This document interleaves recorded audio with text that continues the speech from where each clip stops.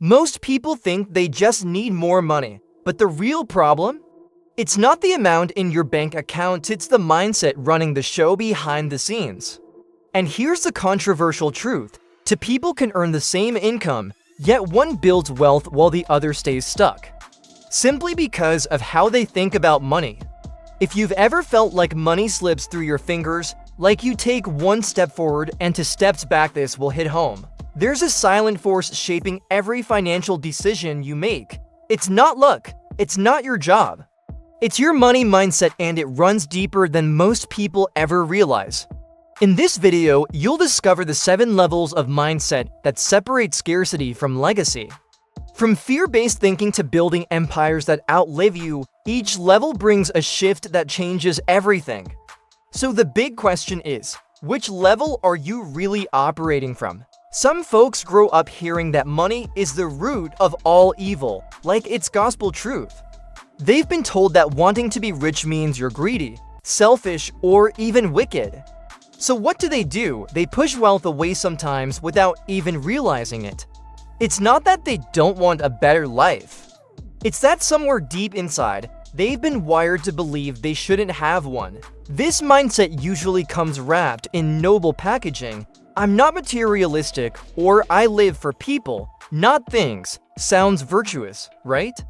But behind it, there's a quiet fear of becoming one of them, the rich who, they believe, had to cheat or step on others to get ahead.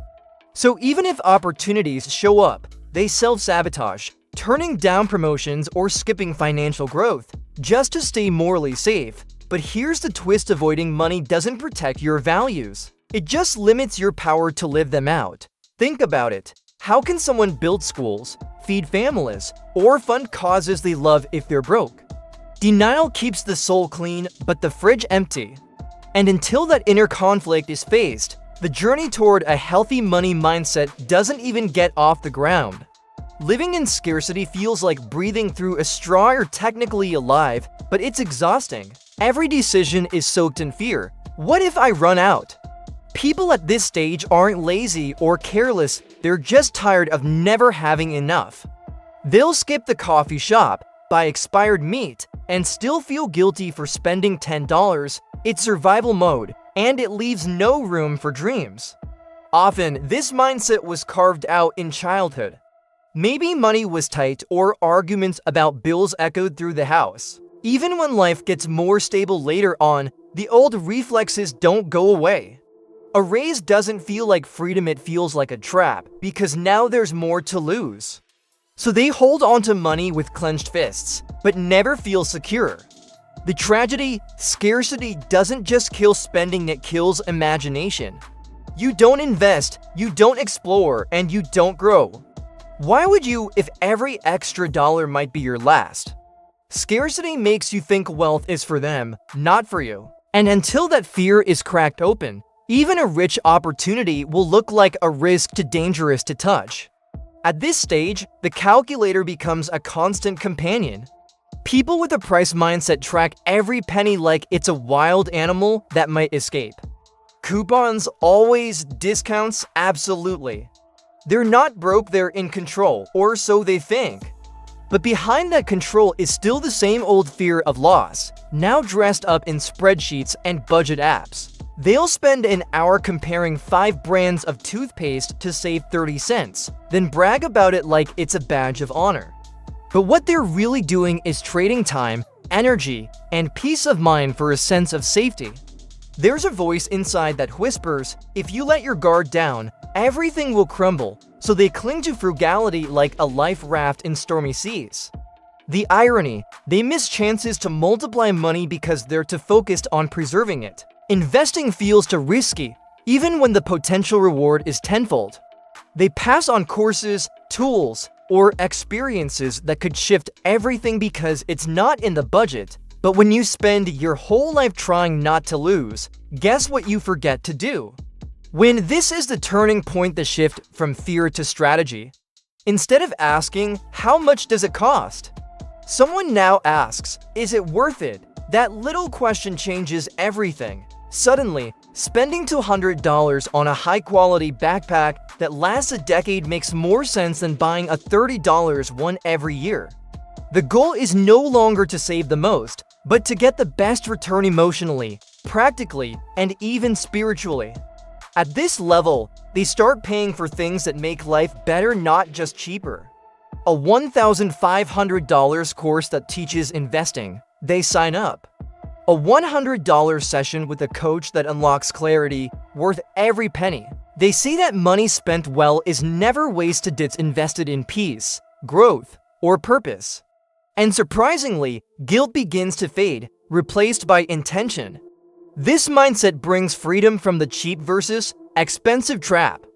People stop penny pinching on what matters and start prioritizing health, rest, and long-term comfort. They might still check the price tag, but it's no longer the final judge. Because now, the lens has changed. Wealth isn't just about having more, it's about choosing better. And that opens the door to a completely new relationship with money. Now we're playing a different game. People at this level don't just manage money, they design their lives with it. Every dollar has a job, every purchase a purpose. They don't ask, can I afford it? They ask, will this move me forward? Routines get tighter, calendars cleaner, and their energy is spent building, not reacting. They invest in time-saving services, build passive income streams, and create systems that multiply their peace. A meal delivery plan isn't a splurge, it's a tool to protect focus. Hiring a cleaner, that's 2 hours reclaimed for their next idea. Tools like YNAB, Asana, or automated investing platforms become daily allies. Wealth becomes less about accumulation and more about optimization. And here's the magic: the more intentional they get, the more aligned their life becomes. They stop chasing shiny distractions and start planting seeds that grow into real, lasting impact. At this point, money becomes a bridge, not just to comfort, but to clarity. And that bridge leads straight towards something even deeper than growth. This is where things get quiet but powerful. The person no longer makes money decisions out of fear or excitement, they choose peace. Always. They're not chasing more, they're protecting what matters. A noisy deal or a stressful discount, not interested. They'll gladly pay extra if it means no drama, no clutter, and no energy leaks. Freedom becomes the new currency. They're not trying to impress anyone, prove anything, or upgrade their lifestyle. They drive the car they love, wear what feels good, and say no to anything that costs them mental space. Their money buys them the right to stay calm in a chaotic world. Simplicity isn't a downgrade, it's a luxury. This mindset shifts the entire why behind money. It's not about status or stuff, it's about sovereignty. The power to say yes to what heals and no to what drains. They no longer react to price tags, they respond to their own inner compass. And from here, a new question starts to rise. Now that I'm free, what will I leave behind? Now we're in rare air. At this level, money becomes a message, it tells the world what you stand for.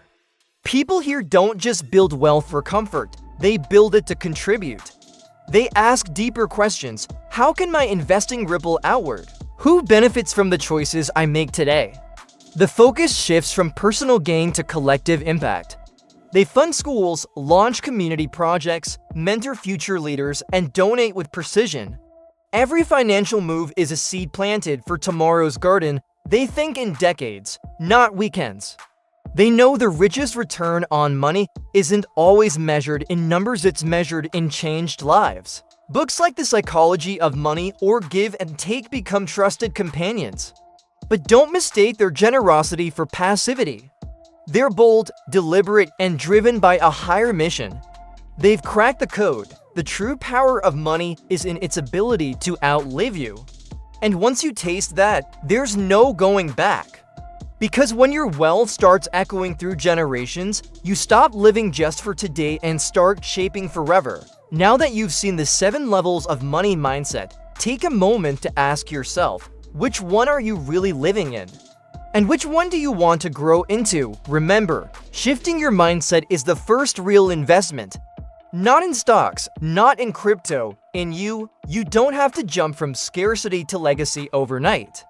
But you do have to move one level at a time, one decision at a time. So tell me in the comments, what mindset level are you in right now? And what's one small action you'll take to level up starting today?